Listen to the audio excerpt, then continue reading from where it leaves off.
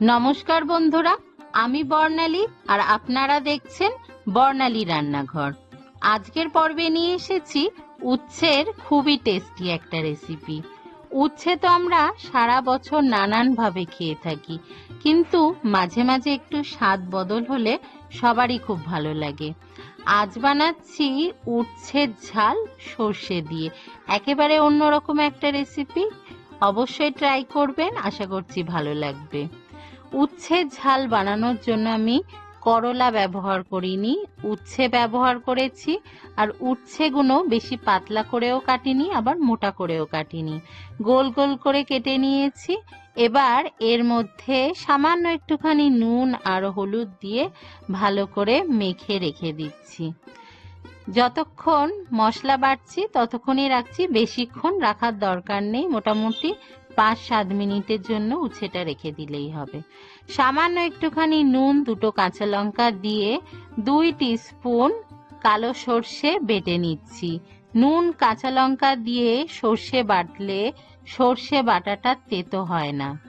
আর চেষ্টা করবেন একবারেই সর্ষেগুলো বেটে নিতে, তাহলেও তেতো হওয়ার ভয় থাকে না। সর্ষে বাটাটা হয়ে গেছে, তুলে নিচ্ছি। আর শিলে একটু মশলা লেগেছিল, জল দিয়ে ধুয়ে নিয়ে নিলাম। কালো সর্ষে দিয়ে করার চেষ্টা করবেন, টেস্টটা ভালো হবে। রান্নাটা করছি সর্ষের তেলে। কড়াই সর্ষের তেল গরম করে নিয়ে এবার সেই নুন হলুদ মাখানো উচ্ছেগুলোকে দিয়ে ভেজে তুলে নিচ্ছি। বেশি লাল লাল করেও ভাজবো না, আবার একেবারে কাঁচাও রাখবো না। বেশি লাল করে ভাজলে মশলা ঢুকবে না, তাই মিডিয়াম ফ্রাই করে তুলে নিতে হবে।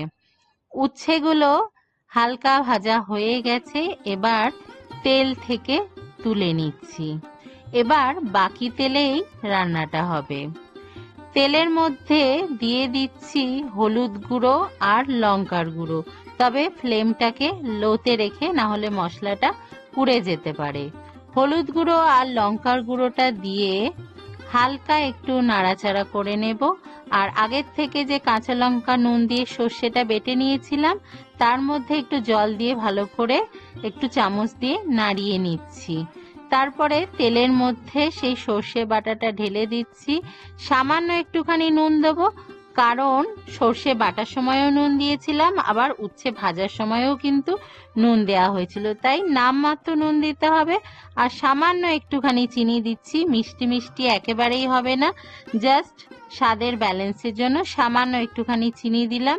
আগের থেকে ভেজে রাখা উচ্ছেগুলো দিয়ে ঢাকা চাপা দিয়ে 2 থেকে 3 মিনিট মাত্র রাখতে হবে, বেশি রাখা যাবে না। উচ্ছে বেশি নরম হয়ে গেলে টেস্ট খারাপ হয়ে যাবে। দেখুন, এখন 2-3 মিনিট পরে ঢাকাটা সরিয়ে নিলাম, ঝোলটা গা মাখো হয়ে গেছে।